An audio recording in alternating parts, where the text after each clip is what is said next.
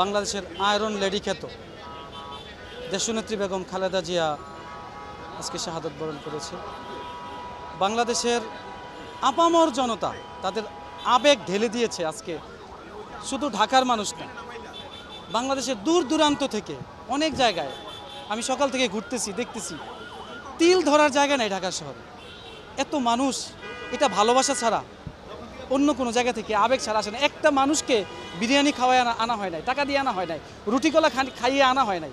সবাই যার যার টাকা, পকেটের টাকা খরচ করে তাদের নিংড়ানো যে আবেগ, এটা প্রকাশ করেছে। এই স্বতঃস্ফূর্ত ভালোবাসা, এটা পাওয়ার জন্যই মানুষ জীবনে আসে, কেউ বেঁচে থাকবে না। আল্লাহ রাব্বুল আলামিন সম্মান দান করেন, আবার অনেকের সম্মান কেড়েও নিয়েছেন। ইতিহাস সাক্ষী, আমরা নিকট অতীতে অনেককেই দেখেছি যে নটোরিয়াসলি তারা বাংলাদেশ থেকে ব্যাক করেছে। আবার আল্লাহ রাব্বুল আলামিনই ফেমাস দান করেছেন দেশনেত্রী বেগম খালেদা জিয়াকে। আমরা এই কয়েকদিন আগে এই নিকট অতীতের সবচেয়ে সেরা ইতিহাস বাংলাদেশের, হ্যাঁ, তারই সন্তান দেশমাতা তার খালেদা জিয়ার সন্তান জনাব তারেক রহমানকে বাংলাদেশের মানুষ যেভাবে অভ্যর্থনা জানিয়েছে, ঠিক ওইভাবেই বাংলাদেশের মানুষ দেশনেত্রী বেগম খালেদা জিয়াকে বিদায় জানিয়েছে। দেশনেত্রী বেগম খালেদা জিয়া এটা প্রকৃষ্ট উদাহরণ যে দেশ বাঁচাও মানুষ বাঁচাও উনি যে স্লোগান দিয়ে অগ্রসর হইতেছিলেন, এই আপোষহীন দেশনেত্রী কখনোই বাংলাদেশের জনগণের বিরুদ্ধে গিয়ে কোনো অবস্থান নেন নাই।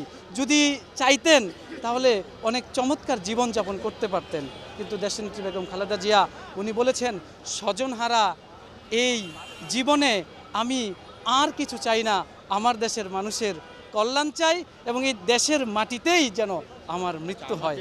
একজন গণতন্ত্র, সার্বভৌমত্ব এবং উন্নয়নের দ্বারক বাহককে হারিয়েছে। আমরা হারিয়েছি আমাদের নেত্রীকে, যাকে আমরা প্রাণের চেয়ে বেশি ভালোবাসি, মায়ের মতো যাকে জানি, সেই মা আমাদের মাঝে আর নাই। আমরা খুবই আবেগ আপ্লিত।